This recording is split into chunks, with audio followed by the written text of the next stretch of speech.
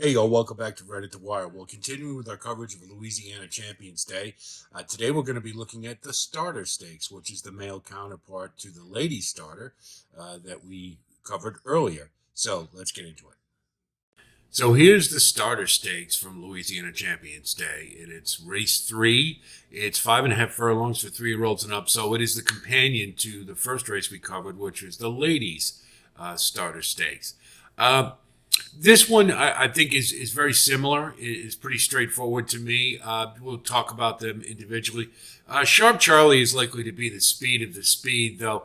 He's been running against State Bred Company, whereas the better horses in this race have been running against Open, and they have a class edge as well as a speed edge. I think he'll by default be the speed of the speed, and that does give him a chance and to factor in the race. However, I'm not that confident that he can stick around to win it, but he probably would be more of an under type of usage.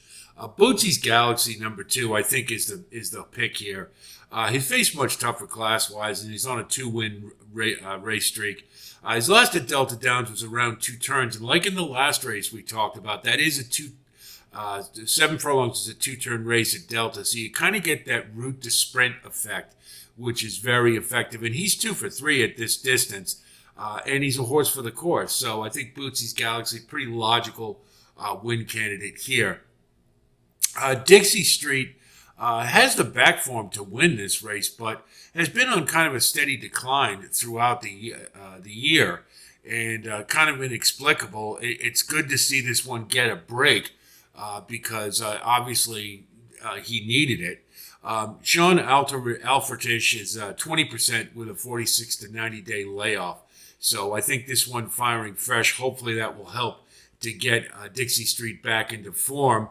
I'd like to see a little better price than 7 to 2, but should be from the late running style, should be picking up the pieces late and has an outside chance to take it down. So Dixie Street, one we want to use. Izzy's Baby Boy is 0 for 6 at the distance, and that's obviously a concern. He has been running against better, and much the same as Bootsy's Galaxy, you get that route to sprint effect coming off those 6.5 furlong races at Delta Downs. But the thing about Izzy's Baby Boy, looking at the back form, it looks like when the fractions heat up on the front end, that's when the problems start for him, and that might explain the negative record at the distance. I think he's going to get quicker fractions than what he's been running at, and so I have a feeling that might impact his ability to win this race. However, he does have the class and the speed levels to factor in this race, but I would consider him to be more of an underneath candidate. So for wagering on this race, I think Bootsy's Galaxy is the one to beat.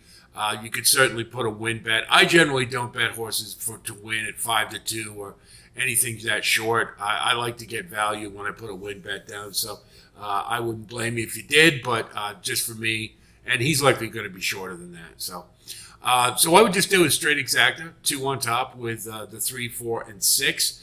And then because I think Dixie Street is one that perhaps you're going to get some value on, particularly with Izzy's Baby Boy, is probably going to go shorter than that.